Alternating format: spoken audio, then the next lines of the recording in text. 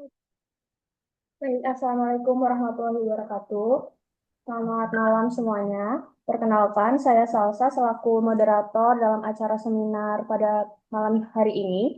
Kali ini kita mengangkat tema tentang perspektif baru pengobatan melalui pendekatan berbasis mikrobioma. Dan telah hadir bersama kami Dr. Rida. Selamat malam, Dokter. Ya, malam, pagi, siang di sini.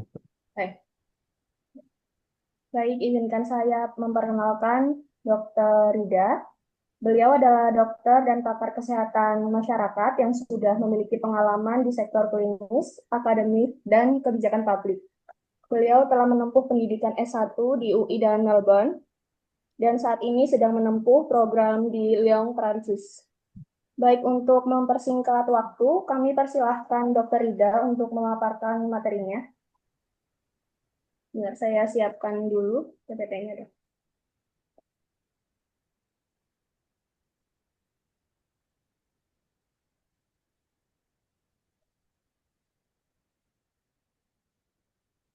Oke, Oke, langsung mulai ya.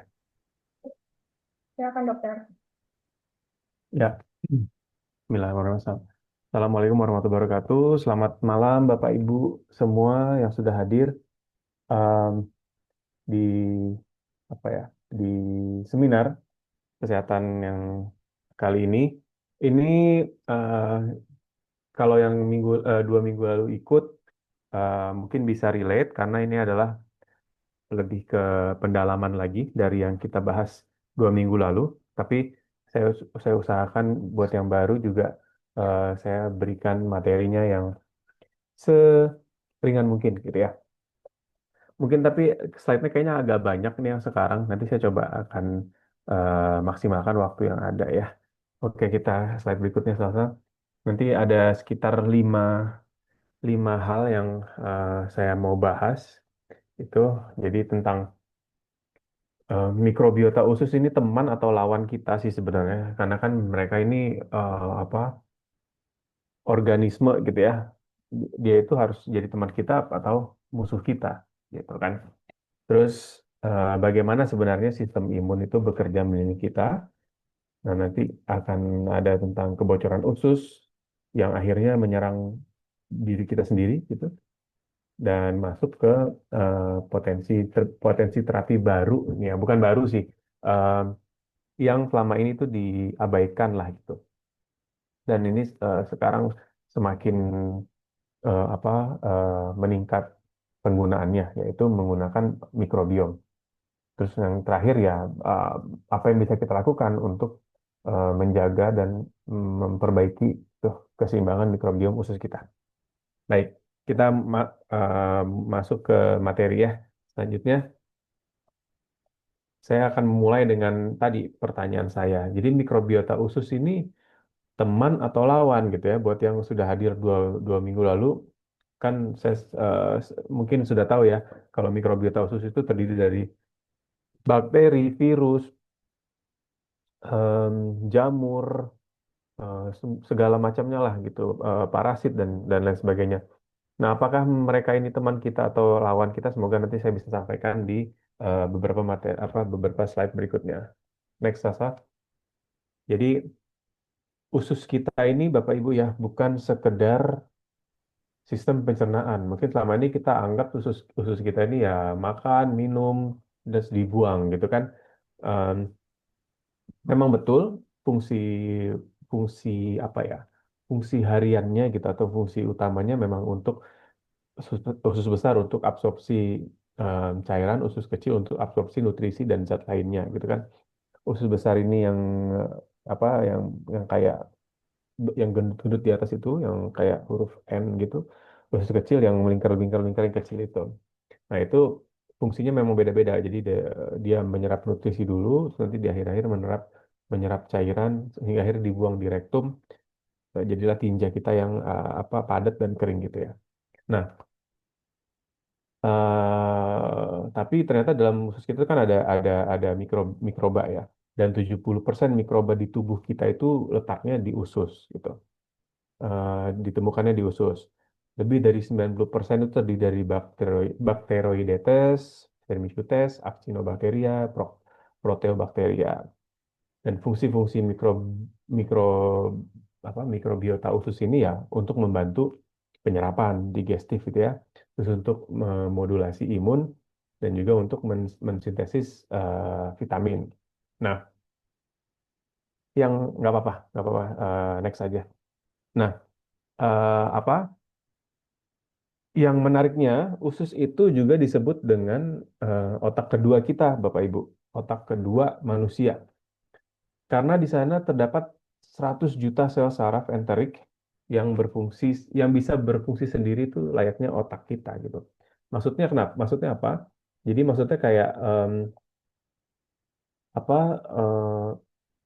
Kayak kita nih lagi kayak begini ya, lagi duduk, lagi sambil dengerin seminar, lagi diem, itu usus kita setiap detiknya bergerak gitu. Dan itu tidak bukan otak yang nyuruh kan, ayo usus bergerak gitu. Tapi tidak, dia memang bergerak sendiri karena memang ada fungsi saraf sendiri yang menggerakkannya gitu. Lambung itu namanya gerakan motilitas usus. Lambung sampai ke usus sampai ke rektum itu setiap detik bergerak. Setiap detik dia kayak gimana ya, zoom zoom, zoom gitu. Adalah videonya banyak kalau misalnya Bapak Ibu bisa apa cari gitu. Nah, nah fungsi saraf-saraf ini bukan untuk berpikir kayak di otak gitu, tapi untuk mengontrol si pencernaan tadi gitu ya, dari masuknya makanan, sekresi enzim, penyerapan nutrisi, pergerakan usus hingga pembuangan tanpa arahan dari otak, tanpa otak bilang, ayo usus serap makanan ini. Tidak, jadi memang bergerak sendiri nih si usus, otomatis bergerak sendiri kita. Berikutnya, nah pernah apa ya, pernah nggak ya Bapak Ibu tuh misalnya kayak misalnya mau presentasi gitu, pasti kan kita cemas gitu ya, deg-degan tuh perut, terus tiba-tiba dari cemas deg-degan kok malah jadi mules gitu kan.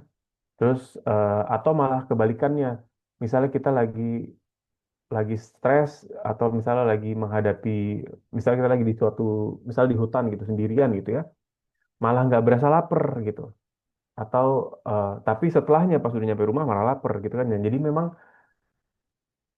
respon otak ke perut kita itu komunikasinya dua arah dan itu bisa direct, bisa langsung gitu jalur komunikasinya. Em, karena adanya sistem saraf itu tadi. Nah, ini akan saya jelaskan di slide berikutnya. Nah, jadi di di antara otak dan usus kita ada namanya saraf vagus. Kita sebutnya saraf vagus gitu ya. Ini mohon maaf kalau misalnya pakai bahasa Inggris, tapi ya ini kurang lebih lah gitu ya. Fungsinya jadi fungsinya bolak-balik bisa dari otak ke usus atau usus ke otak gitu. Dan di dalam usus ada gut microbiota. Jadi ini komunikasi dua arah, dia melalui saraf, melalui hormon, melalui si mikrobiota usus tersebut. Nah, kenapa usus disebut otak kedua? Karena ternyata eh, justru mayoritas produksi serotonin dan dopamin itu di usus. Jadi 90% serotonin di tubuh kita itu diproduksinya di usus. Serotonin itu sendiri adalah neurotransmitter untuk mengatur suasana hati. Jadi misalnya kita mau senang atau kita sedih itu bergantung sama si serotonin ini.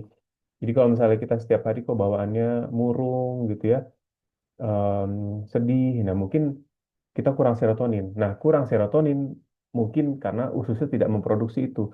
Usus tidak memproduksi itu karena mungkin usus tidak mendapatkan asupan nutrisi yang baik kayak gitu.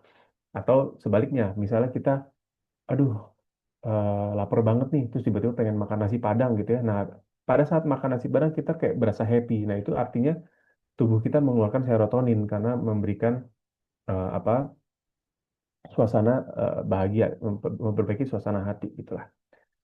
Selain serotonin, dopamin juga diproduksi di usus. Kalau nggak salah lebih dari 50% gitu ya dopamin di tubuh kita diproduksi usus. Jadi memang usus ini memiliki peranan penting. Mungkin selama ini kita pikir sedih apa sedih, bahagia kita tuh di otak gitu. Tapi ternyata mayoritas dikarenakan perut kita gitu. Boleh slide berikutnya. Nah, ini adalah gambaran saja Bapak Ibu ya. Jadi di dalam tubuh kita kan sudah ada lactobacillus gitu ya. Nah, ini di sebelah kiri ini gambaran usus yang sedih atau usus yang sakit lah gitu. Dengan adanya lactobacillus, dia akan merestore mikrobiom, terus dia memperbaiki lapisan-lapisan usus gitu ya.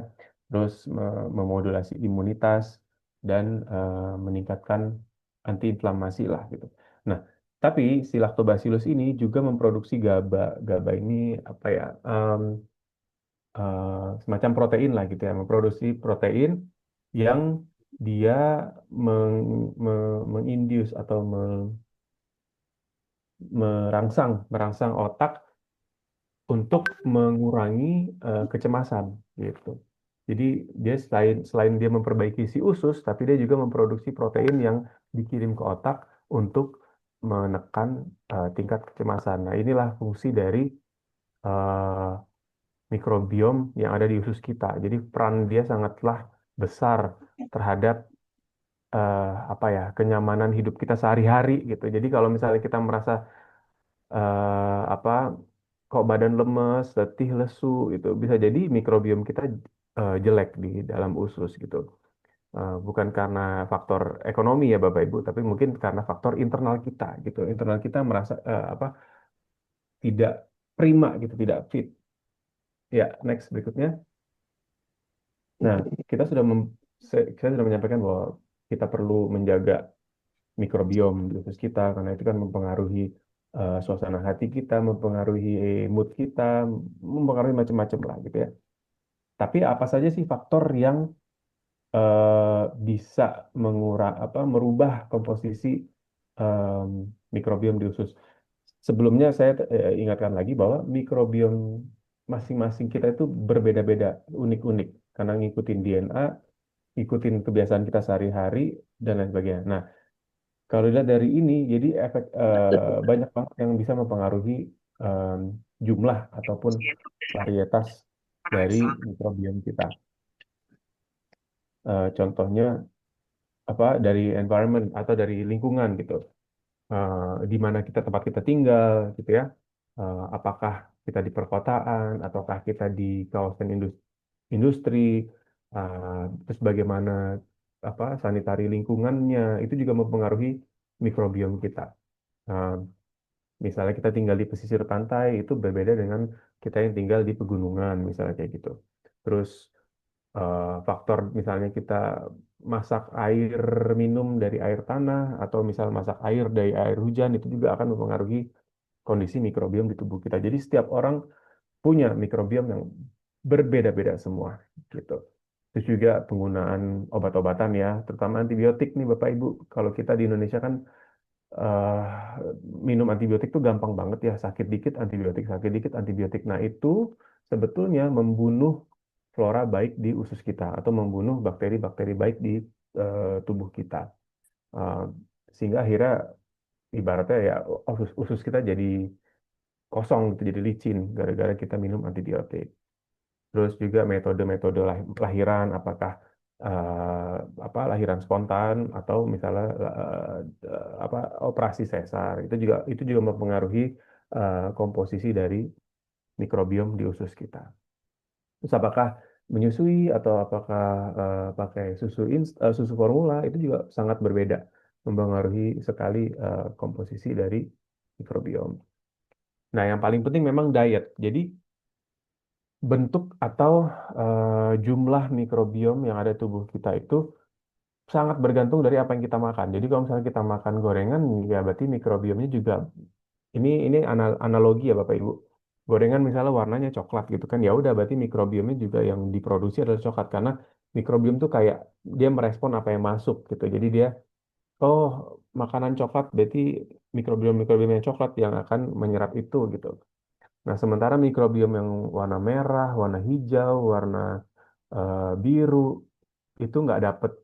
Jadi dia tidak bisa berkembang biak. Makanya kenapa disarankan adalah makanan yang beragam karena tadi misalnya kita makan buah apel gitu ya. Nah, dengan kulitnya warna merah, buahnya warna putih kuning gitu. Nah, berarti kan mikrobiom juga akan berwarna-warni. Jadi ada merah, ada putih. Gorengan juga nggak apa-apa, ada coklat. Terus misalnya makan anggur, berarti ntar ada mikrobiom warna ungu gitu. Jadi makan ikan, proteinnya bagus. Nah, ini yang membuat mikrobiom di dalam tubuh itu menjadi beragam dan warna-warni gitu. Dan faktor yang berikutnya adalah faktor usia. Jadi memang semakin berusia kita, memang metabolisme semakin menurun dan produksi mikrobiom juga bisa menurun. Oleh karena itu makanya apa perlu asupan yang lebih gitu ya. Nah ini adalah faktor-faktor ya Bapak Ibu yang mempengaruhi kondisi dan jumlah mikrobiom di tubuh kita. Slide berikutnya. Nah, ini udah nih kita bahas mikrobiom gitu ya. Terus Bapak Ibu pernah nggak kepikiran sebenarnya bagaimana sih sistem imun itu bekerja melindungi kita sehari-hari gitu? Bagaimana kita bisa tetap hidup atau misal masih tetap bisa bekerja sehari-hari padahal banyak polusi, banyak asap rokok dan lain sebagainya gitu. Ini ada kaitannya dengan sistem perlindungan atau sistem imun yang ada di tubuh kita. Slide berikutnya. Jadi memang manusia ini kan punya apa ya, punya sistem pertahanan tubuh untuk menangkal masuknya benda-benda eh, asing atau benda-benda ke dalam tubuh gitu ya. Em, jadi sistem imun ini bisa protein, bisa jaringan, bisa organ khusus yang bekerja sama gitu untuk melawan zat-zat yang tadi. Nah, kita tuh ada dua sistem imun Bapak Ibu. Ada yang innate sama ada yang adaptif. Innate itu yang memang sudah bawaan. Dia adalah garis pertahanan pertama. Jadi kalau misalnya ada virus masuk, eh, innate immunity ini yang apa yang bekerja duluan gitu. Karena dia bawaan kita yang ada di sel darah putih biasanya. Umumnya kayak misalnya neutrofil, eosinofil, basenofil itu rata-rata ada di sel darah putih gitu. Dia responnya cepat. Tapi dia non spesifik Bapak Ibu. Jadi dia memang untuk semua jenis apa serangan gitu ya dia yang akan beraksi duluan. Jadi kalau misalnya Bapak Ibu pernah nih ya cek cek lab gitu, cek darah, kan ada komposisi sel darah putih itu ada pecahannya, ada monosit, ada basofil, eosinofil, bla bla bla gitu ya. Nah, itu adalah menunjukkan kadar apa? Kadar tadi protein ataupun sistem imun kita. Kalau misalnya ada yang tinggi berarti ada yang sedang melawan sesuatu kayak gitu. Nah, tapi itu tidak spesifik. Jadi dia akan misalnya misalnya infeksi influenza gitu, dia bisa naik semuanya, bisa juga ada yang naik, ada yang enggak, jadi tidak spesifik karena dia tidak mentarget gitu. Nah, sedangkan yang adaptive immunity, nah, itu adaptif itu berarti kan dia me- berkembang sesuai mengikuti eh, apa cobaannya lah gitu. Nah, dia dia responnya lebih lambat. Sorry, ini lambat ya, bukan lambar. Dia responnya lebih lambat karena dia butuh kayak butuh serangan dulu, terus dia butuh multiplikasi, dia butuh adaptasi, dan dia akhirnya membentuk antibodi. Nah inilah yang disebut dengan adaptive immunity Bapak Ibu. Tapi dia lebih spesifik. Jadi misalnya kayak em, COVID gitu ya, nah, dia akan memberikan antibodi khusus untuk melawan COVID gitu kan. Atau misalnya tuberkulosis atau misalnya em, ya macam-macam lah penyakit lainnya. Jadi dia memang menciptakan bukan menciptakan, dia memproduksi antibodi spesifik untuk melawan virus ataupun bakteri tersebut gitu. Ya, slide berikutnya. Semoga semoga Bapak Ibu ini ya apa masih menangkap ya. Semoga saya juga menjelaskannya cukup pelan. Nah, ini gambarnya saya pernah sudah sampaikan di 2 minggu lalu mengenai disbiosis gitu kan. Tadi kita sudah tahu di awal mikrobiota yang baik itu mempengaruhi apa kesehatan tubuh, mempengaruhi mood, mempengaruhi macam-macam. Nah, ketika ketika ada gangguan, disbiosis itu artinya ketidakseimbangan ya Bapak Ibu atau gangguan lah, gangguan dari homeostasis atau keseimbangan di dalam sel. Nah, jika disbiosis ini mengganggu keseimbangan dari em, apa sel imun kita, maka akhirnya bisa muncul yang namanya autoimunitas atau penyakit-penyakit lain lah. Cuman saya saat yang di sini saya ingin apa memfokuskan pada autoimunitas gitu karena eh, apa banyak sekarang yang penyakit-penyakit autoimunitas yang muncul gitu ya. Nah, kita akan fokusnya ke autoimunitas. Slide berikutnya, ini ada slide-slide setelah ini beberapa sudah saya pernah sampaikan di beberapa bulan yang lalu waktu slide tentang autoimun. Jadi memang autoimun ini mempengaruhi jutaan orang di dunia gitu ya, dengan tingkat kejadian itu terus meningkat. Nah, data data terbaru Igual, itu peningkatan tahunan igualnya eh, di. definisi dan Nah, itu lah. prevalensi Itu habis. secara global. Oke, secara global diperkirakan mencapai 19% dan 12,5%. Berarti kan ibaratnya em, apa ya? Misalnya di dunia ini sekarang 8 miliar gitu kan penduduknya. Berarti kalau kalau 19% anggap 20%, berarti 1,6 miliar orang setiap tahunnya eh, terjadi peningkatan insidensi gitu. Berarti kan banyak sekali gitu Bapak Ibu ya. Oke, slide berikutnya. Jadi sebenarnya apa sih autoimunitas ya?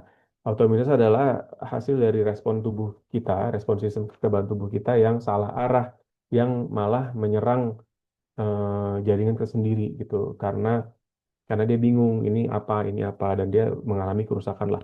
Penyebabnya masih belum diketahui gitu ya. Mekanismenya kenapa autoimun ini terjadi masih belum diketahui. Para ahli belum mendapatkan penyebab utamanya.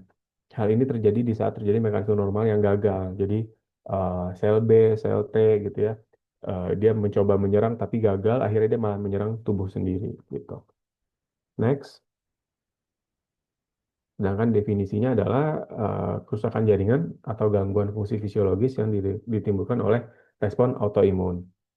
Berikutnya, next. Nah, seperti yang sudah saya jelaskan tadi mengenai yang tadi gambar innate immunity dan adaptive immunity gitu ya. Sistem kekebalan tubuh ini biasanya melindungi kita dari kuman seperti bakteri dan virus gitu kan. Ketika bakteri virus ini masuk, tubuh akan mengirimkan pasukannya gitu dari yang tadi yang innate immunity, sel darah putih dan lain sebagainya, ya, sel T dan lain sebagainya gitu ya. Biasanya dia itu bisa membedakan sel asing dengan sel sendiri. Nah, tapi pada saat autoimun, sistem kekebalan tubuh salah mengira gitu. Misalnya kayak di sendi kan ada osteoartritis. Nah, dia malah menyerang sendi sendiri gitu karena kekebalan tubuhnya gimana ya? Nggak belum ketahui sih respon pastinya, tapi dia tiba-tiba malah menyerang diri sendiri gitu. Next.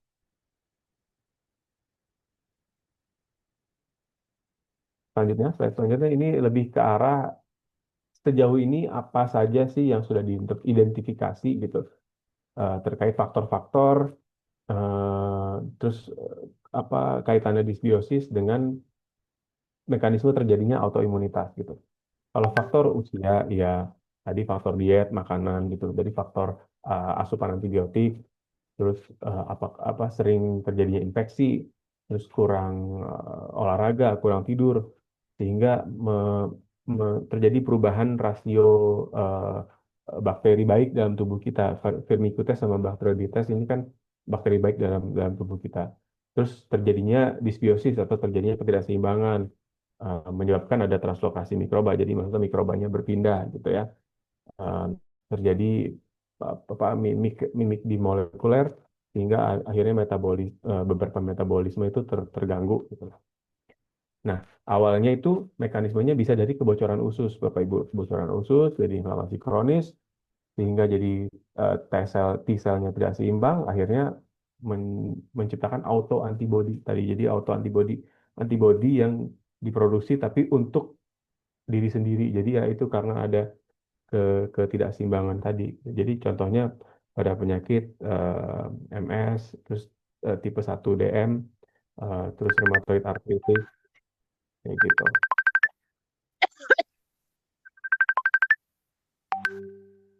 Ya, slide berikutnya. Oke. Nah, ini tadi lanjutan yang mekanisme tadi. Jadi, em, kalau Bapak Ibu lihat yang di tengah ini kan autoimunitas gitu ya. Jadi, misalnya ada stres. Stres itu macam-macam ya. Jadi bisa jadi stres oksidatif, bisa juga memang stres karena pekerjaan dan sebagainya. Terus misalnya konsumsi alkohol, terus adanya em, jaundice itu kuning ya Bu, kuning, penyakit kuning gitu. Sehingga akhirnya merusak lapisan atau barrier atau belum merusak lapisan barrier dari si mukosa gitu, sehingga akhirnya terjadi translokasi apa sih translokasi perpindahan lokasi dari beberapa mikroba gitu yang misalnya yang tidak seharusnya ada di usus yang tidak seharusnya ada di kulit, ternyata dia malah pindah ke misalnya ke organ lain kayak gitu. Nah, terus atau yang sebelah yang kiri bawah, hijau kiri bawah, karena kekurangan vitamin, tingginya konsumsi garam, sehingga akhirnya terjadi apa altered bakteri metabolic production. Atau yang sebelah kanan, karena adanya infeksi virus, karena adanya stres juga, karena diet yang tidak baik, sehingga akhirnya terjadi molecular mimicry. Nah, inilah faktor-faktor, tiga faktor inilah, jadi translokasi mikrob, produksi metabolit yang berlebihan, sama ada molecular mimicry yang berkontribusi untuk terjadinya autoimunitas, Bapak Ibu. Oke, berikutnya. Nah, tadi saya sempat sempat sebutkan saya sempat menyebut tentang kebocoran usus gitu. Ini kalau Bapak Ibu lihat ya, sebelah kiri ini gambarnya, yang gambar ini gambar muka orang, ini mulut ya. Mulut, tanda panah itu maksudnya makanan. Jadi makanan masuk ke usus gitu ya. Bukan hanya makanan, jadi bisa obat-obatan, terus bisa stres, terus juga ada racun-racun, dan juga bakteri atau juga food particle yang akhirnya merusak usus, yang bikin usus bocor. Nah, ini Bapak Ibu, intestinal cell ini adalah sel usus gitu ya, terjadi kebocoran, bocornya masuk ke pembuluh darah atau masuk ke jaringan getah bening, sehingga akhirnya menyebabkan systematic inflammation atau peradangan secara sistemik, terus juga terjadi autoimunitas dan juga terjadi food intolerance. Jadi em, ibaratnya apa ya Bapak Ibu, ibaratnya kayak misalnya kulit kita nih ya Bu ya, kulit kita ini sebenarnya dia itu setengah bocor, bukan setengah bocor. Jadi maksudnya kalau misalnya kita pakai salep obat gitu ya, salep obat misal luka gitu kan, kita kasih salep obat antibiotik, kan kulit menyerap obatnya. Jadi kulit itu kayak ibaratnya setengah bocor. Nah, itu yang terjadi di dinding usus ketika ada kebocoran usus. Jadi apa ya, zat-zat jelek ataupun toksin-toksin itu akhirnya eh, bocor masuk ke pembuluh darah, masuk ke jaringan saluran getah bening, dan akhirnya tersebar ke seluruh tubuh kayak gitu. Kawin lagi sih. Nextnya, tersebarnya kemana aja? Ini ada di gambar nextnya, boleh? Nah, tersebarnya kemana aja? Macem-macem. Jadi bisa ke tiroid, jadi suka misalnya ada hipertiroid atau lain sebagainya. Bisa ke sistem adrenal, bikin kita jadi gampang capek. Bisa ke otak, bikin kita jadi depresi, bisa bisa jadi cemas tinggi. Terus juga atau yang paling sering itu lebih ke apa, nyeri nyeri sendi, nyeri radang sendi. Jadi ada rheumatoid arthritis, ada fibromialgia, osteoartritis dan sebagainya. Terus bisa muncul juga sinus, em, yang sering pagi-pagi misalnya suka eh, meler-meler, itu juga bisa dikarenakan apa bisa dikarenakan imunitas kita menurun juga. Di kulit kan jerawat, jerawat punggung, atau misalnya jerawatnya nggak bisa hilang-hilang, nggak sembuh-sembuh gitu, eksim dan lain sebagainya. Tentunya di usus juga ya, jadi terjadi misalnya diare, terjadi konstipasi malah dan lain sebagainya. Nah, ini semua dikarenakan adanya leaky gut. Nah, leaky gut ini atau kebocoran usus ini kita tidak sadari gitu. Jadi kadang-kadang memang terjadi apa setiap hari tanpa kita sadari. Itulah fungsi dari si mikrobiom. Kalau mikrobiomnya baik, maka kebocoran ini akan apa ya ditutupi lah sama si mikrobiom gitu. Next. Nah, akhirnya kita masuk karena saya sudah tadi sampaikan eh, kebocoran usus ini dinding-dinding yang bocor-bocor ini sebenarnya bisa ditutup oleh si mikrobiom. Nah, bagaimana caranya? Kita akan coba bahas ya, Bapak Ibu. Slide berikutnya. Jadi em, kan ini gambar yang innate immunity tadi ya. Nah, bagaimana sih si mikrobiota ini ber apa ya memberikan efek kepada sistem imun bawaan tadi yang eh, imun innate gitu.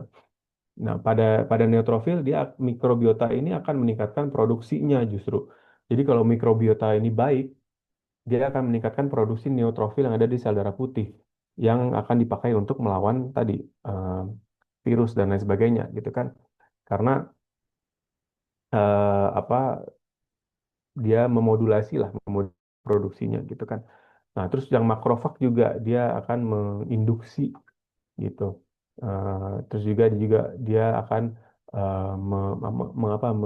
memperingan inflamasi di usus gitu.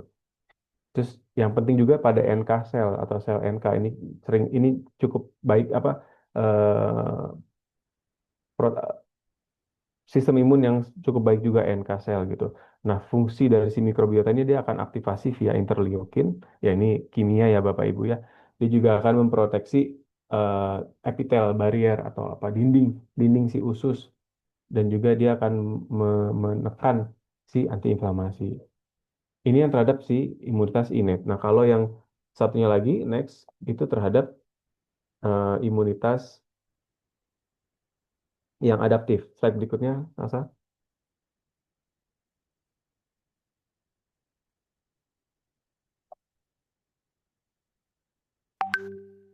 Next, slide berikutnya, Sa.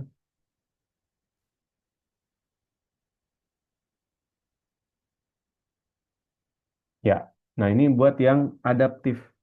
Adaptif itu kan T cell ya, CD4 ini biasanya teman-teman yang penyakit dengan HIV gitu ya. Ini ini dari studi Bapak Ibu ya, udah ada studinya. Jadi mikrobiota ini membantu untuk menjaga keseimbangan dari imunotoleransi. Jadi teman-teman yang CD4-nya rendah, kalau mikrobiotanya bagus, itu akan dibantu dinaikkan gitu. Terus T-selnya juga mikrobiota meningkatkan sitotoksisitas dan memori via SCFA, B-sel dan IgA juga. Jadi regulasinya timbal balik. Jadi ini data-data ini semua dari penelitian. Jadi mikrobiota usus itu apa ya berperan baik dalam memodulasi peningkatan tadi sel-sel yang dipakai oleh sistem imun kita. Slide berikutnya.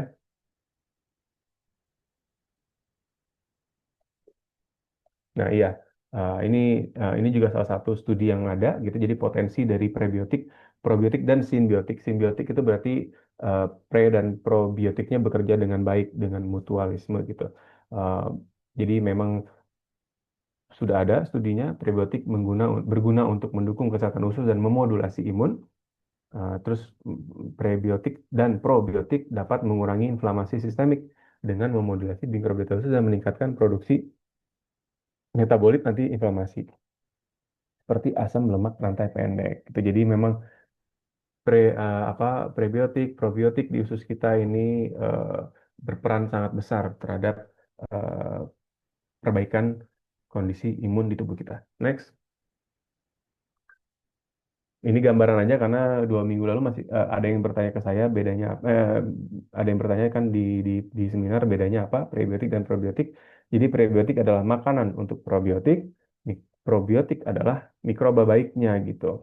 Jadi prebiotik itu contohnya ya ada asparagus, bawang putih kita sering masak dengan bawang putih gitu ya, pisang dan lain sebagainya. Probiotik kalau dalam sebuah produk itu ada di yogurt, ada di kefir, ada juga di susu probiotik gitu. itu adalah probiotik. Jadi mereka sudah mengandung eh, bakteri baik gitu. Atau misalnya minuman itu juga sudah ada kan bakteri baiknya gitu. Jadi mereka eh, bakterinya probiotik adalah makanan buat si bakterinya. Slide berikutnya. Jadi manfaatnya adalah ya ini kurang lebih seperti ini Bapak Ibu, prebiotik yang kita masukin ke dalam tubuh kita, dia akan meningkatkan komposisi dan juga aktivitas gitu eh, dari si bakteri baik dalam usus. Nah, ketika bakteri baik dalam usus sudah meningkat, dia akan bisa dilihat ya ke kiri, dia akan meningkatkan SCFA atau asam baiknya, asam lemak baik kita, terus eh, bisa outcompete itu maksudnya jumlahnya melebihi dari patogen atau melebihi dari bakteri yang jelek gitu. Terus meningkatkan kalsium, meningkatkan apa penyerapan kalsium dan juga magnesium, terus juga menekan inflamasi dan kadang-kadang juga bisa menyebabkan membantu satiety itu apa rasa rasa lapar gitu ya. Eh, atau rasa lapar dan rasa kenyang lah gitu. Jadi juga bisa akhirnya mendukung ke penurunan berat badan. Nah, kalau misalnya mikrobiota usus kita sudah baik kayak gitu. Slide berikutnya. Jadi kita mesti mesti ngapain aja Bapak Ibu. Saya setiap seminar pasti akan sampaikan hal ini dan ini akan diulang-ulang terus-terus karena slide berikutnya, karena tentunya kita perlu makan makanan yang seimbang gitu. Ya perbanyak porsi buah dan sayuran, bayam, brokoli, macam-macam lah semua buah sayuran kalau bisa ganti-ganti. Jadi misalnya wortel, bayam, nanti ganti lagi brokoli apa gitu ya. Kalau bisa ganti-ganti. Kalau memang misalnya apa tidak ada budgetnya ya kita ini aja dikit-dikit misal bayam, singkong, lain-lainnya. Itulah daun singkong maksudnya.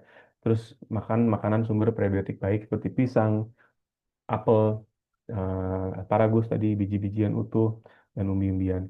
Konsumsi makanan yang tadi difermentasi kayak tadi ya, yogurt, em, macam-macam lah, kefir dan lain sebagainya. Dan yang penting adalah kurangi makanan olahan dan yang tinggi lemak dan gula gitu. Kan seperti nugget, pizza, goreng-gorengan tepung gitu itu dikurangi. Bukan tidak boleh tapi dikurangi. Ya, terus batasi gula menjadi minimal di bawah 10% kalori harian. Slide berikutnya, tentunya tingkatkan aktivitas fisik, gitu olahraga, karena olahraga eh, ditemukan dapat memperbaiki metabolisme tubuhnya meningkat, produksi ususnya apa motilitas usus membaik, terus juga akhirnya produksi mikrobiota usus juga membaik. Terus kalau stres, karena kita sama-sama tahu stres dapat mempengaruhi macam-macam yang mempengaruhi apa tingkat level level depresi kita juga mempengaruhi si kondisi usus tersebut. Tadi kan sudah kita tahu ya komunikasi antara usus dengan otak itu nyambung gitu. Terus jangan lupa konsumsi makanan sumber prebiotik dan apabila kurang dengan suplemen. Berikutnya, eh, apalagi kalau misalnya kita sibuk gitu ya, aduh dok nggak sempet makan, nggak sempet bikin sayur atau aduh dok saya nggak suka makan sayur gitu, makan buah nggak suka juga, ya udah berarti mau nggak mau coba suplemen gitu. Karena prebiotik suplemen ini apa sorry prebiotik ini tidak ada larangannya mesti dikonsumsi berapa hari sekali gitu, dan dia memang bagus untuk prebiotik ini bisa dikonsumsi tiap hari gitu dibandingkan probiotik, karena probiotik itu kan kita berarti memasukkan bakteri. Bisa jadi misalnya kita hari ini masukin 1 juta bakteri, besok 1 juta bakteri, nanti diakumulasi jadinya sudah ada misalnya 7 juta bakteri dalam seminggu gitu. Tapi karena kita sehat jadi dia nggak kepake-pakai, nah takutnya malah berlebihan. Sedangkan kalau prebiotik karena dia akan masuk ke dalam tubuh kita dan dia akan dimakan atau diserap dengan usus, jadi dia penggunaannya akan lebih optimal kayak gitu. Jadi prebiotik ini bisa dikonsumsi kapan saja dan untuk membantu menjaga keseimbangan bakteri baik di usus secara berkelanjutan. Slide berikutnya, slide berikutnya ini contoh makanan-makanan prebiotik yang eh, bisa ada di sekitar kita ya. Pisang, barley, sayur leek gitu ya, bawang putih itu pasti. Sama artichok mungkin susah ya di Indonesia ya. Legume itu ya biji-bijian lah, apa kacang-kacangan, apel, gandum, macam-macam. Ada jamur, ya, ada oats, ada bawang merah, bawang bombay, asparagus dan lain sebagainya. Jadi semua kalau kalau sekarang itu kan eh, ramenya gerakan makan makanan apa sih? Makanan real food ya. Nah, kalau bisa kita memang eh, apa mulai ke arah ke konsumsi real foods. Next. Nah, nextnya adalah nextnya adalah yang saya mau perkenalkan dari apa dan saya mau tekankan juga di produk dari Ion ada Viterra dan di Viterra ini mengandung salah satu di dalam Viterra itu mengandung benicaros dan benicaros ini sudah terbukti sudah ada penelitiannya dia adalah prebiotik yang presisi untuk imun dan mikrobiom. Jadi untuk sistem imun kita dan untuk apa meningkatkan produksi mikrobioma gitu. Nextnya, apa sih yang dimaksud dengan prebiotik presisi, dok? Prebiotik presisi ya namanya juga presisi, berarti dia tepat guna, tepat sasaran gitu. Karena eh, yang diambil dari Beni Karosnya itu bukan keseluruhan wortelnya, tapi salah satu komponen zatnya yang diambil dan yang dimasukin ke dalam Viterra kayak gitu. Karena dia untuk memperbaiki kesehatan usus kita, untuk meningkatkan mikrobioma dan komposisinya tuh sudah cukup untuk konsumsi prebiotik harian kita. Next, dan apa? Dan sudah halal juga, sudah ada apa sertifikat halalnya juga dan sudah BPOM, sudah lolos BPOM juga. Nah, ini bisa dilihat di boxnya sudah ada logo BPOM. Jadi eh, izin edarnya sudah ada, halalnya juga sudah ada. Jadi ini aman, insya Allah untuk apa konsumsi sehari-hari. Slide terakhir adalah slide rangkuman. Jadi Bapak Ibu, kalau saya bisa rangkum ya, hmm, tadi komunikasi usus sama otak merupakan apa ya faktor atau merupakan tanda gitu ya keseimbangan tubuh dan pikiran kita karena sangat mereka otak dan usus ini setiap detik berkomunikasi gitu. Kadang kita kalau stres tiba-tiba perut keroncongan kocok kocok kocok kocok gitu ya. Atau sebaliknya kalau misalnya kita belum makan seharian kepala jadi pusing. Jadi dia ini setiap detik ngobrol. Dan mikrobiota yang ada di dalam usus itu untuk meregulasi imun kita. Jika terjadi ketidakseimbangan atau disbiosis, bisa memicu tadi autoimunitas atau ya memicu inflamasi lah, memicu penyakit lah gitu ya. Dan akhirnya ada kebocoran usus atau permeabilitas ususnya yang menurun. Gitu.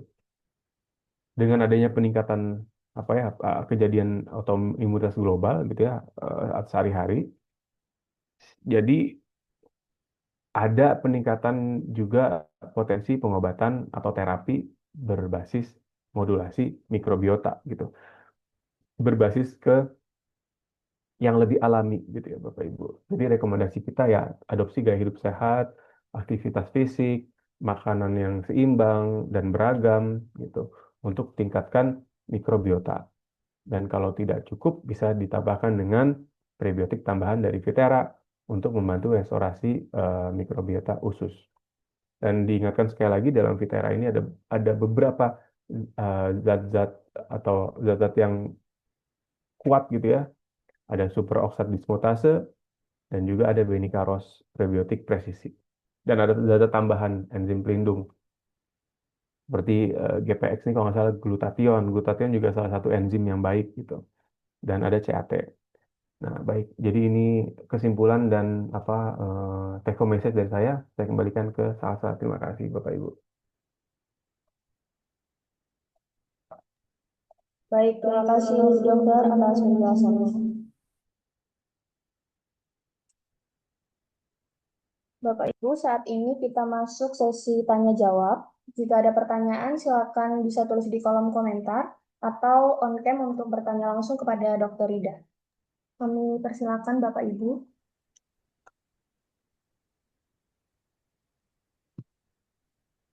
Tanya satu ya, Baik. tanya-tanya saya. Iya Bapak, silakan Pak. Pertanyaan pertama, tadi karena antibiotik, filigranal khusus rusak. Jadi apa caranya untuk memperbaikinya itu dengan cara apa? Pertama, kedua penyakit autoimun yang terbanyak apa dan paling sedikit apa? Maaf Bapak, boleh diulang pertanyaannya? Ya, yang pertama boleh diulang, Pak. Karena kebanyakan antibiotik, maka usus kita rusak, filigranal rusak. Bagaimana Hmm. cara memperbaikinya itu? Pertama itu. Hmm. Yang kedua, penyakit autoimun terbanyak itu apa dan yang paling sedikit apa, Pak? Itu, Pak Dokter. Oh iya, siap Pak Malakarni Caniago, orang awak kayaknya. Oke, eh, jadi memang kalau konsumsi antibiotik berlebihan gitu kan, ya saya tidak bisa pungkiri ya kalau di masyarakat kita tuh sedikit bisa beli antibiotik di mana aja di apotek sih maksudnya. Tapi maksudnya bisa konsumsi sebebas itu gitu ya. Nah, antibiotik ini kan namanya juga antibiotik ya. Jadi dia antibiotik, berarti dia antibiotika atau anti mikroba gitu. Dia memang fungsinya untuk melawan atau membunuh bakteri gitu. Nah, ketika kita konsumsi antibiotik itu, jadi semua bakteri itu akan dilawan sama dia. Jadi misalnya di dalam tubuh kita kan ada lactobacillus itu bakteri baik, itu juga akan dibasmi sama si antibiotik. Walaupun dia juga melawan bakteri, misalnya bakteri influenza gitu ya Bapak Ibu. Nah, bagaimana cara untuk memperbaikinya? Ya tentunya pertama eh, konsumsi antibiotiknya, misalnya kita memang sakit ya, konsumsi antibiotiknya sesuai anjuran. Eh, dan kalau memang dan sampai selesai gitu. Misalnya kita disuruh minum 1 minggu, berarti harus minum 1 minggu.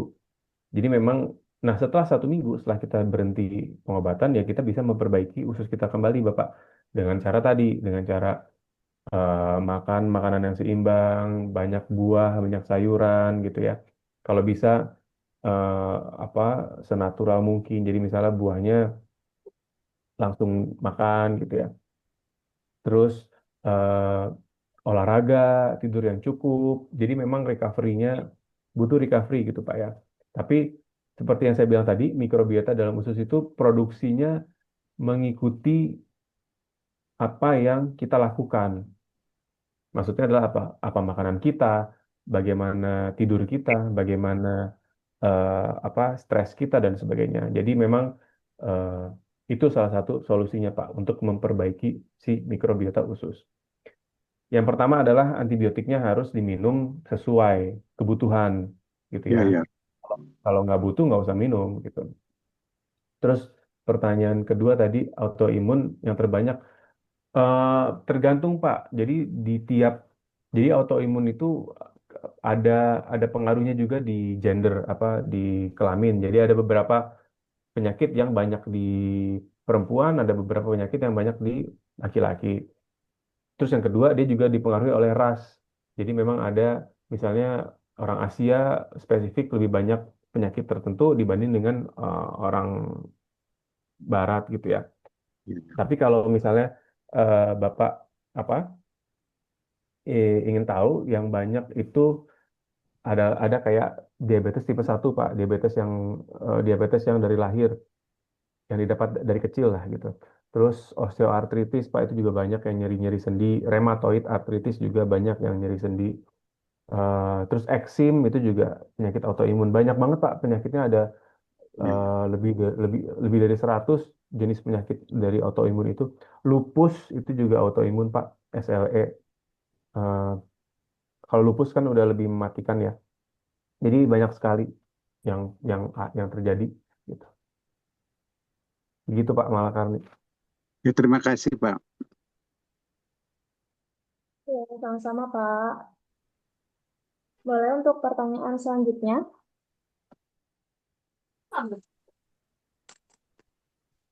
Ya, Ibu Lili, persilakan.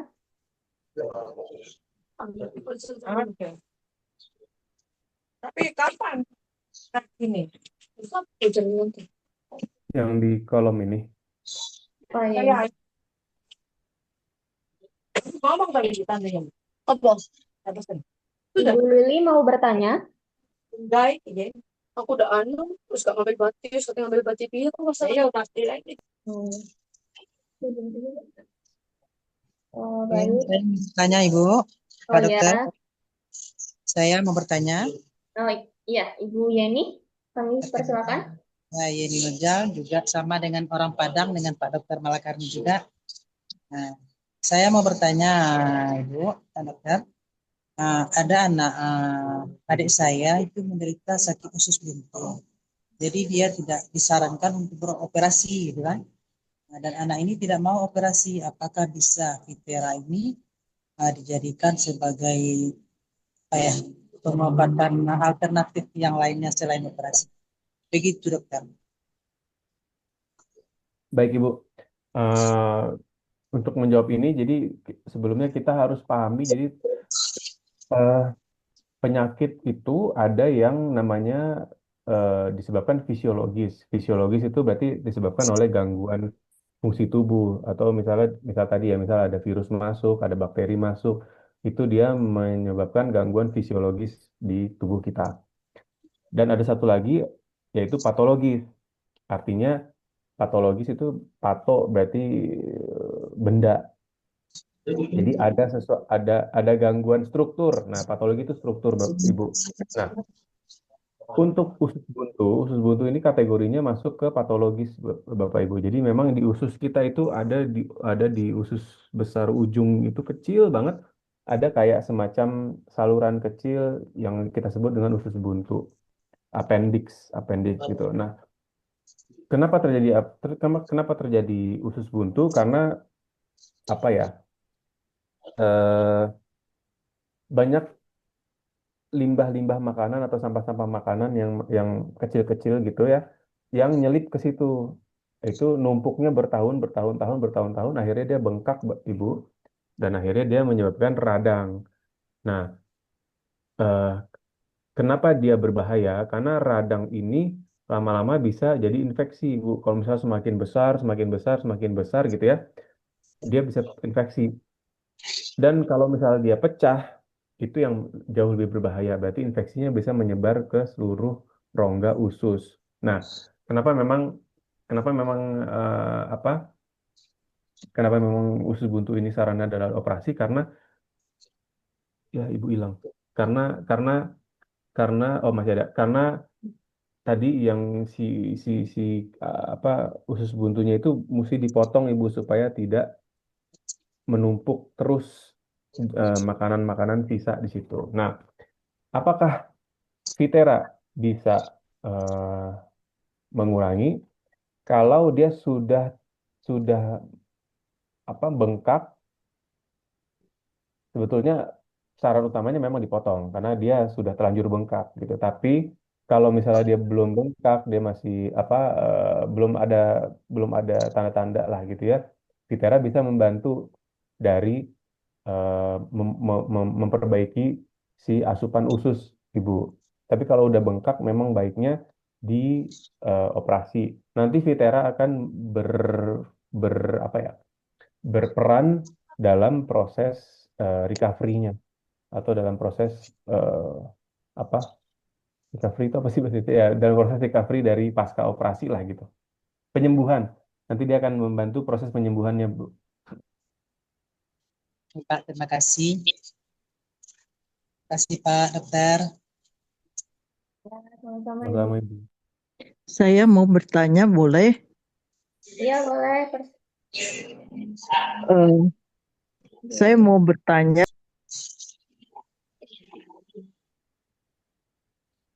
Iya, Ibu. Iya, silakan Ibu.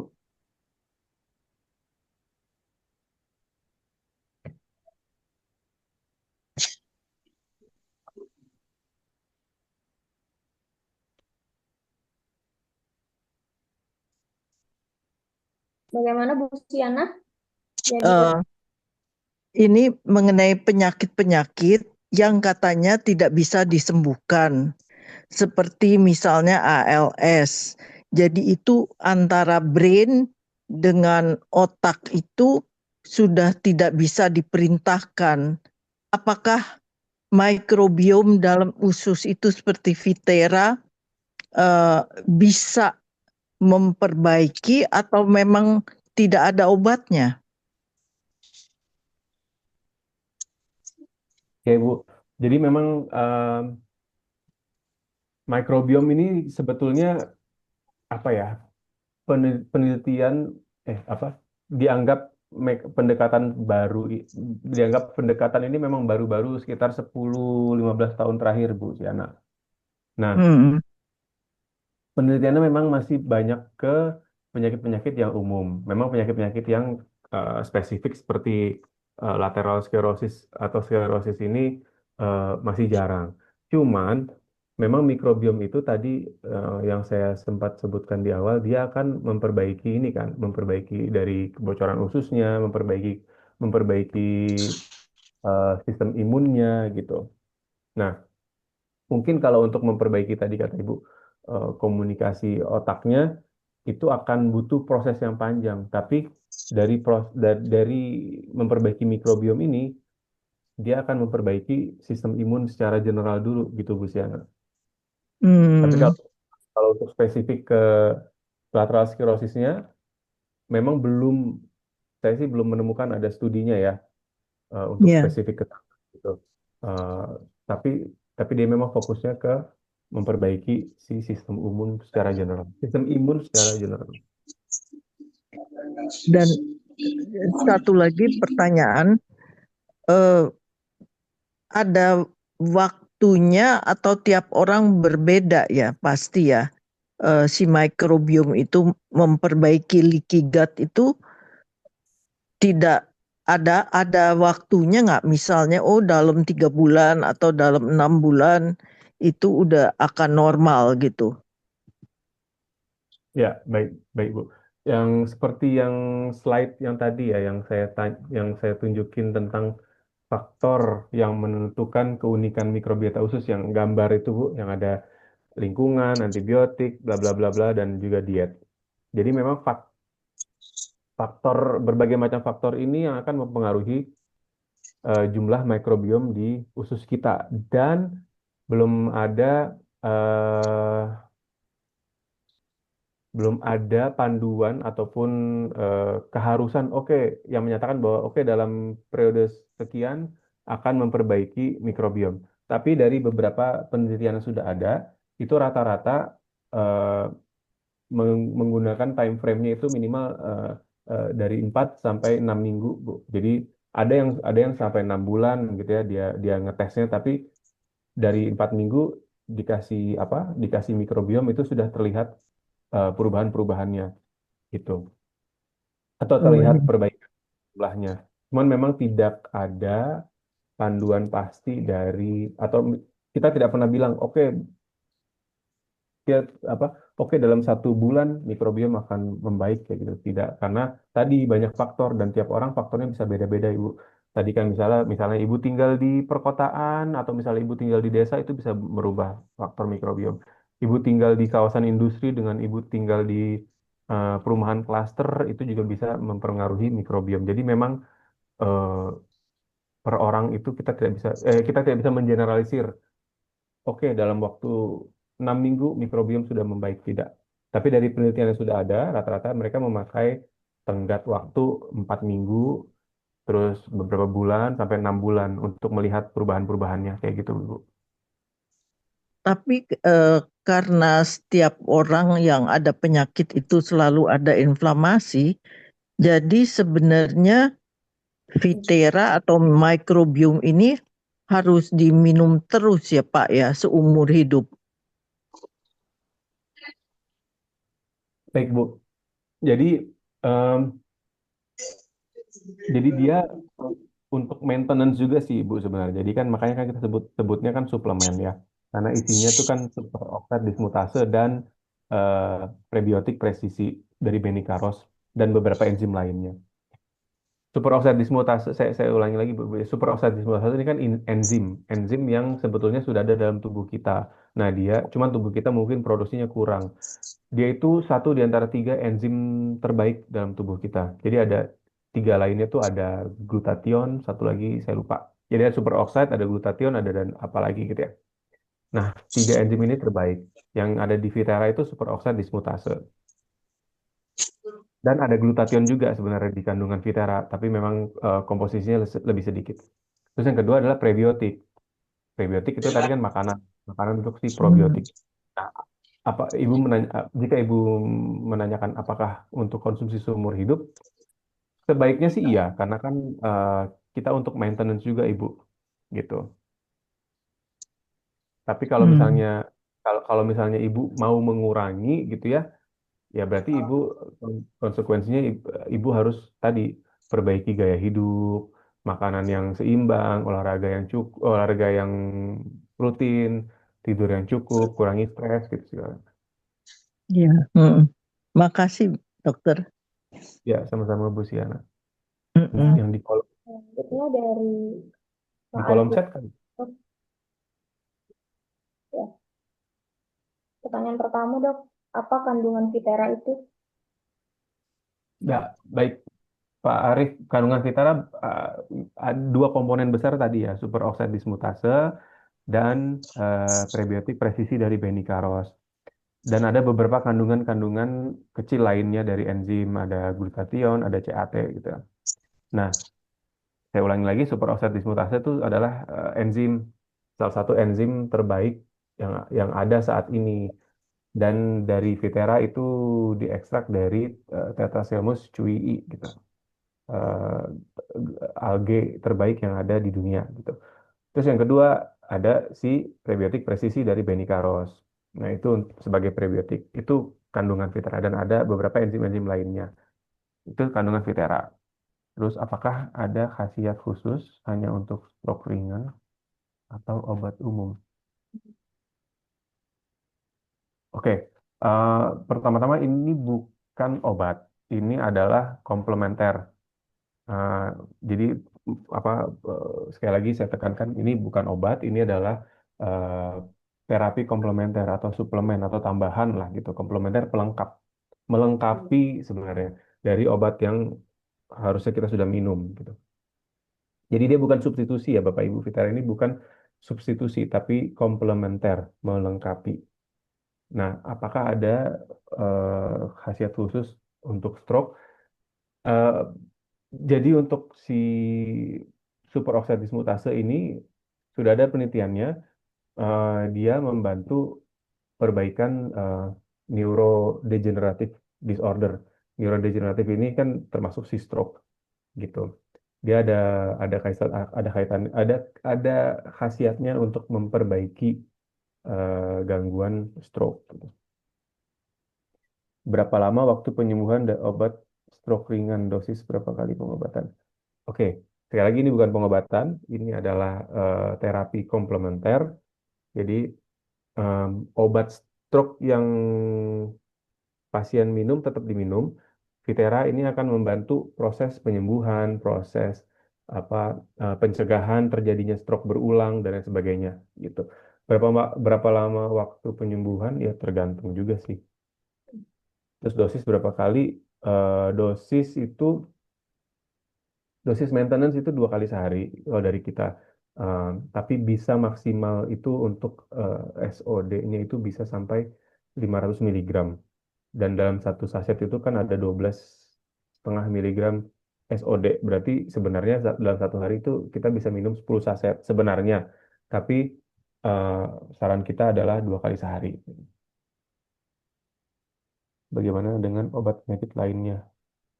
Oh, sekali lagi ini bukan obat dan efek dan dan Vitera ini eh, dari beberapa seminar-seminar yang saya sampaikan lalu gitu ya, itu ada efeknya ke perbaikan kolesterol. Dia akan dia akan meningkatkan jumlah kolesterol baik untuk melawan si LDL kolesterol jahat dan sebagainya gitu. Dan sehingga akhirnya untuk memperbaiki apa penyempitan pembuluh darah dan sebagainya itu satu. Terus juga um, mikrobiom itu ada kaitannya untuk membantu perbaikan apa ya komunikasi antara usus dengan mata, usus dengan otak dan sebagainya. Terus kita ya ada beberapa hal sih banyak nanti mungkin eh, kalau misalnya salsa kita ada nggak ya kayak semacam gambar gitu, misalnya organ-organ apa yang bisa dibantu oleh Vitera itu nanti mungkin akan lebih baik. Kita Oh, ada si flyernya, cuman kita belum bikin gambarnya mungkin ya salah ya. Terus pertanyaan nomor 5, saya juga punya penyakit diabetik yang saya rasa sejak anak-anak. Oh, gitu. Ehm, Kalau memang dari anak-anak sekarang usianya berapa ya? Mungkin diperiksa dulu, jadi supaya tahu apakah diabetes tipe 1 atau diabetes tipe 2 gitu. Karena itu akan em, terapi pengobatan medisnya akan berbeda. Apakah bisa disembuhkan kalau jadi oke gula darah tinggi ya gula dan darah tinggi itu adalah penyakit seumur hidup gitu termasuk dengan HIV dan sebagainya itu penyakit seumur hidup gitu ya. Jadi tu- tujuan terapi itu dari sisi medis bukan menyembuhkan tapi menekan dan meringankan gejala dan mencegah terjadinya eh, komplikasi sekunder gitu. Bagaimana mengatasi penyakitnya dan bagaimana mengukur kemajuannya. Kalau gula, mengukur kemajuannya dengan cek HbA1c yang tiap 3 bulan sekali atau cek gula darah puasa kayak gitu.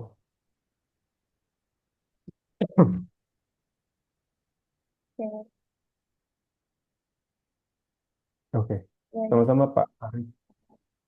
selanjutnya dokter dari Pak Agusman. Izin bertanya dok, bagaimana sakit amandel dengan konsumsi Vitera? Ya, nah amandel ini kan sebetulnya adalah radang ya Pak Agusman. Jadi em, radang saluran pernafasan gitu. Biasanya kita sebut faringitis, tonsilitis, tonsil dia sebenarnya kan di organ organ saluran pernafasan namanya tonsil. Nah, karena dia infeksi dan ini ada di materi saya di seminar tentang apa? Coba saya cek dulu deh. Seminar tentang kayaknya waktu itu tentang ini deh, stres oksidatif pada eh, saluran pernafasan gitu.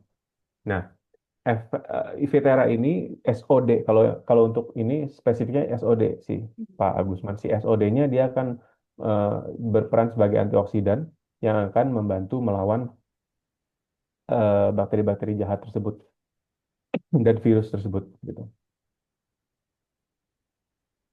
Bagaimana ya dengan konsumsi Ivitera ya, konsumsinya tetap 2 kali sehari. Serotonin ada tanda. Ah. Oke, dari Pak Malakarni. Berkaitan dengan nasi Ya padang. Pak Malakani. Jadi tadi itu saya ambil sebagai contoh, bukan hanya bukan hanya nasi Padang.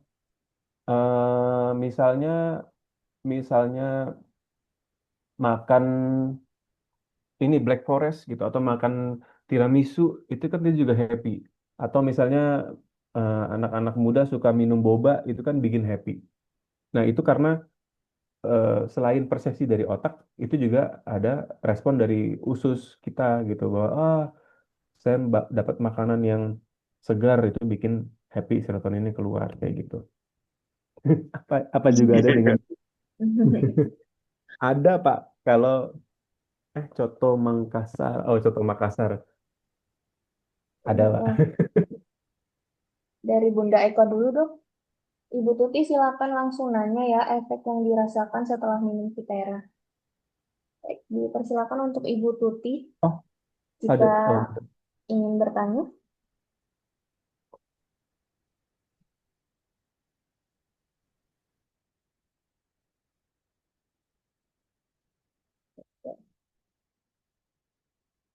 Kita lanjut dulu, Dok. Ini dari Izin, Mbak. oh iya, Bunda Ya, Eka. ya maaf. Ini izin dokter. Jadi ada teman saya baru minum Vitera gitu ya. Berapa sekitar 2 mingguan gitu langsung keluar apa ya seperti gatal-gatal dan ada merasa pusing seperti kepalanya ditusuk-tusuk. Itu eh, gimana ininya dokter cara menjelaskannya? Makasih dok. apa aja tadi Bu? Kepala pusing, bertusuk-tusuk, terus Gatal-gatal, Dok. gatal-gatal. Iya, seperti ditusuk-tusuk gitu kepalanya, terus kakinya keluar gatal-gatal seperti itu. Hmm, kalau ini sebenarnya, aduh, eh, orangnya nggak ada Bu ya. Saya pengen nanya, Ada sih maksudnya ini sebentar. Saya lihat Bu Sri Endang, mungkin bisa dibantu. Saya takut salah ininya ya. Eh, apa namanya ngasih tahu efek-efeknya. Silakan Bu Sri Endang. Ini kebetulan ada dokternya. Susah loh ketemu dokter ini. Jauh loh di Paris. Ya monggo, monggo Bu Sri Endang. Saya biasa memanggilnya Bu Tuti. Monitor, mengikuti. yuk silakan. Dengan Dokter Rida, baik kok dokternya. Silakan Bu Tuti. Monggo, monggo. Ya sepertinya mungkin belum kali ya dok. Jadi intinya tuh dok, eh, apa kepalanya seperti eh, kayak apa ya, kayak pokoknya sakit banget gitu. Terus apa namanya keluar, ya efeknya banyak lah gitu. Eh, kakinya bengkak, gitu kakinya bengkak gitu, gitu dok. Hmm, Kalau saya kan dulu kok ngerasanya kan lama kok saya nggak ngefek ya. Dan setelah itu, oh besoknya baru dia ngefek gitu. Nah mungkin seperti itu karena apa gitu dok. Makasih ya dok. Ya, iya. sama-sama Ibu. Iya, apa pengennya lebih detail sih. Jadi apakah sebelumnya, sebelum konsumsi itu bagaimana, dan apakah langsung setelah konsumsi 1 atau 2 saset itu memang langsung pusing-pusing, langsung gatal-gatal gitu kan? Karena pusing, lagi-lagi ya, sebenarnya pusing itu bukan tanda khas dari sebuah dari sesuatu gitu. Itu bisa jadi adalah tanda sekunder atau bisa jadi tanda primer. Kalau tanda primer ya misalnya kita lagi demam itu kan, tiba-tiba pusing gitu, karena dia tanda primer terjadinya penyumbatan apa, hidung, atau misalnya terjadinya tekanan di kepala, itu kan tanda primer. Bisa jadi juga tanda sekunder dari penyakit lain gitu. Jadi memang pusing itu agak-agak kurang khas. Nah, kalau yang gatal ini yang saya sebenarnya pengen tanya, apakah memang munculnya itu eh, setelah beberapa kali minum Vitera gitu, atau memang sebelumnya sudah ada, cuman dia hilang timbul. Atau sekarang malah jadi tambah gatal gitu. Dan juga gatal lagi-lagi mesti dilihat dia apa, bersentuhan dengan apa gitu. Kadang-kadang kita ganti sabun cuci piring gitu, misalnya kita cuci piring pakai tangan gitu ya, ganti sabun cuci piring itu juga bikin gatal-gatal, atau ganti deterjen bisa juga bikin gatal-gatal, atau misalnya kita misalnya apa ya, misalnya habis bercocok tanam gitu, misalnya eh, kita megang tanahnya yang tercemar gitu ya kan. Jadi macam-macam. Ya banyak ya ininya. Jadi nggak harus spesifik juga ya kita mesti bertanyanya ya. Iya, maksudnya Iya kalau dok. boleh nanti Ibu Tutinya Mm-mm. ini deh, ngobrol Langsung ya. langsung. Ya. Satu lagi dok, dia bilang eh, pas pipis tuh bau obat-obatan banget gitu pipisnya. Tapi memang konsumsi obat-obatan nggak? Nah itu walau alam ya, mungkin Mungkin Bu- ya, saya juga nggak detail nanya nggak, juga gitu. Bu Tutinya memang memang ada penyakit sebelumnya nggak ya? Dia bilang bau banget bau obat-obatan gitu. Tapi mudah-mudahan nih dengan beriringnya waktu mudah-mudahan sekarang makin makin sehat lah istilahnya ya karena kelihatannya juga lebih segar gitu. Wajahnya tadinya tuh keluar apalah gitu kayak nggak bersih gitu waktu minum sekitar 2 mingguan gitu. Hmm. Terus ya Allah alam ya mudah-mudahan sih saya berharap ada perubahan lebih baik dan kelihatannya waktu beberapa hari lalu tuh kelihatannya udah mulai bersih sih wajahnya gitu. Kalau pipisnya bau Alhamdulillah. obat-obatan, ini Bu disuruh perbanyak minum air putih karena bisa Iya, jadi itu ya penumpukan. Oke, saya ulang lagi ya. Jadi di tubuh kita itu kan semua makanan, minuman, obat-obatan, pokok semua yang masuk ke dalam tubuh kita itu akan di dicerna kan kalau makanan di usus. Tapi kalau misalnya obat-obatan spesifik ujungnya akan dicerna di liver. mm-mm. Liver ini nanti dia bisa berfungsi sebagai storage, apa tempat penyimpanan, Kanan. ya, tempat penyimpanan atau bisa untuk bisa dibuang gitu kalau nggak kepake dibuang. Nah, dibuangnya itu ke ginjal. Itu makanya saya tanya apakah memang ibu emang emang bututinya minum memang, memang konsumsi obat-obatan gitu kan. Nah, Iya, tapi selain obat-obatan yang di apa sampah obat-obatan yang dibuang ke ginjal, sampah makanan, sampah minuman juga dibuang lewat ginjal. Jadi makanya iya, saya tanya, eh, kalau kita kurang minum air putih, maka akan terjadi penumpukan sampah di ginjal sehingga itu yang bikin bau gitu. iya, iya. Ya Baunya kakinya bercampur. sampai bengkak nggak bisa jalan gitu ya, jalannya susah ya. Mungkin juga Nah, kalau makanya seperti sepertinya Bu Tutinya ada penyakit lain deh kalau memang kakinya udah bengkak. Makanya mudah-mudahan sih lebih sehat ya Insya Allah nggak putus gitu dengan Vitera. Jadi jangan justru takut terus putus berhenti jadi malah malah kita nggak tahu nih ke seterusnya seperti apa gitu ya dok ya.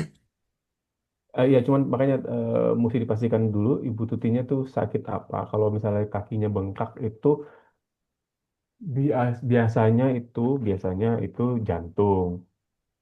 Itu Hmm, biasanya ya, tapi bisa bisa macam-macam, bisa juga bukan itu gitu. Tapi iya, makanya mesti ditanya dulu. Eh, atau ya hanya udah usia gitu ya, atau karena udah usia ya iya, eh, konsumsi garamnya tinggi itu dia bisa bikin kakinya bengkak. Jadi iya, cari tahu dulu. iya, Nah, iya, kalau memang ada pembengkakan kaki, bisa jadi ada penurunan fungsi ginjal, penyaringan. Ya,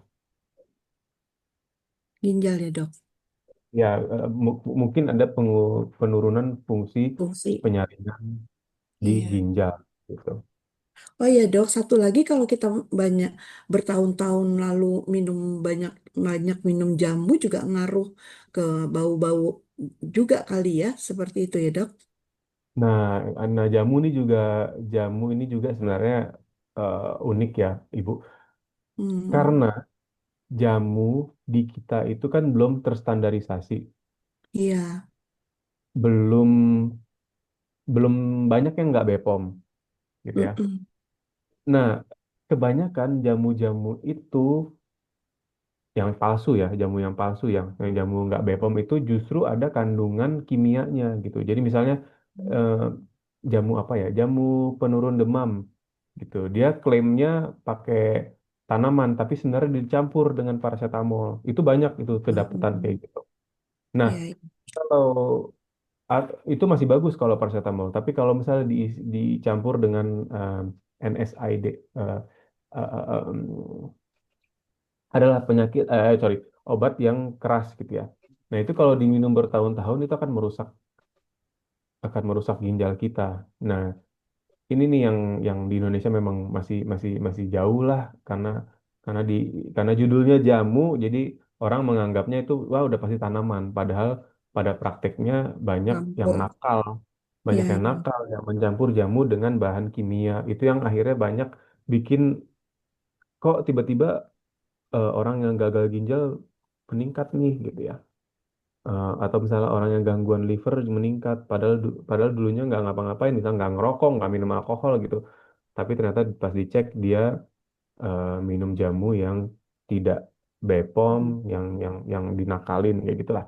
Ya, Nah, makanya itu kita bisa juga. hati-hati banget ya, jangan sembarangan beli-beli jamu di luar yang ngeri ya kalau kita lihat seperti ini. Iya, Betul.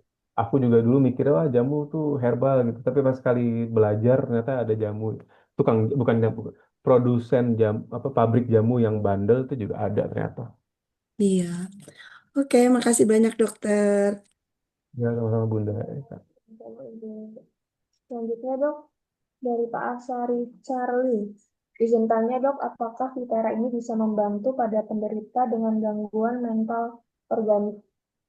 Oke, kita untuk gangguan mental organik anggap saja kita ambil depresi lah ya, depresi atau gangguan cemas.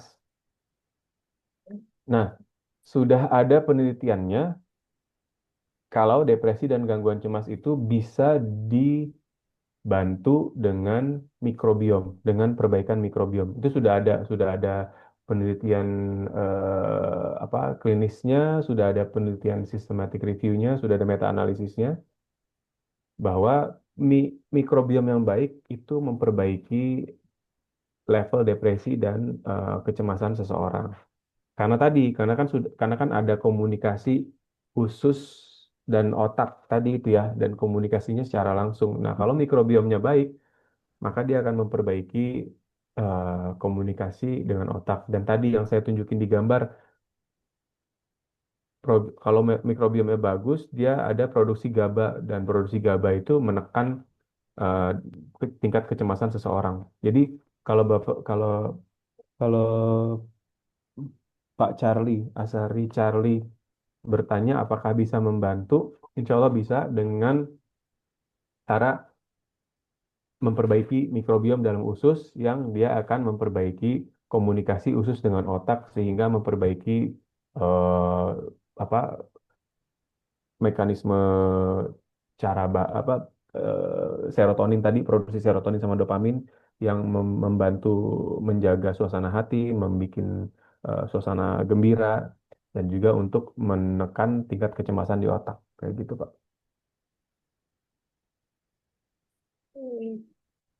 Bagaimana Bapak Asari Charlie? Sudah jelas?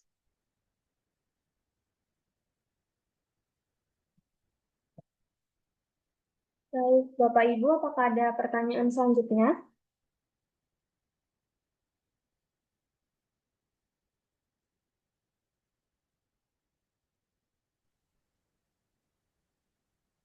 Oh ya sudah jelas Bu. Iya. Terima kasih. Oh ya sekali lagi ini ada kebetulan masih apa si ponakan lah keponakan itu juga apakah ITERA itu juga membantu pada pasien gangguan kelistrikan lah di otak atau apa eh, ini epilepsi itu epilepsi pada epilepsi.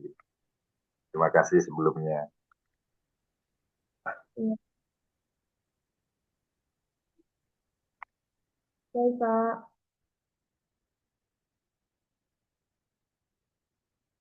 Iya, kalau spesifik di epilepsi, jadi karena em, epilepsi ini kan banyak banyak kejadiannya pada anak-anak ya Pak ya. Jadi memang ya walaupun orang dewasa itu ada, tapi biasanya itu kan sekunder. Awalnya memang di anak-anak. Jadi penelitian terhadap penyakit spesifik di epilepsi ini memang sedikit sekali karena melibatkan anak-anak kan jadi ada ada ada etis dan lain sebagainya lah. Jadi memang masih belum ditemukan gitu apa penelitiannya. Cuman ya tadi kita kembali aja ke basicnya Pak, karena kan isinya si Vetera ini adalah superoxide dismutase dan juga prebiotik dan juga enzim-enzim baik lainnya gitu ya. Jadi dia memang untuk memperbaiki general general body tubuh kita secara keseluruhan gitu Pak saya cari. Kalau untuk spesifik memperbaiki sistem kelistrikan eh, atau sistem saraf di otak itu belum ada ininya, belum ada penelitian pada human, pada manusia gitu. Tapi ya dia akan memperbaiki general condition kita lah Pak, gitu ibaratnya. Ya, terima kasih Pak Dokter. Sama-sama, Pak.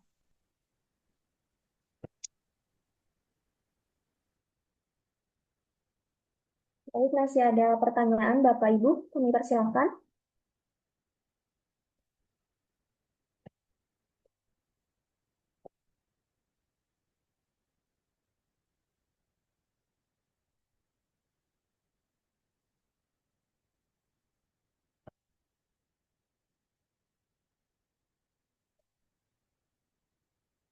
Ya, baik, sepertinya sudah tidak ada pertanyaan lagi, Dokter.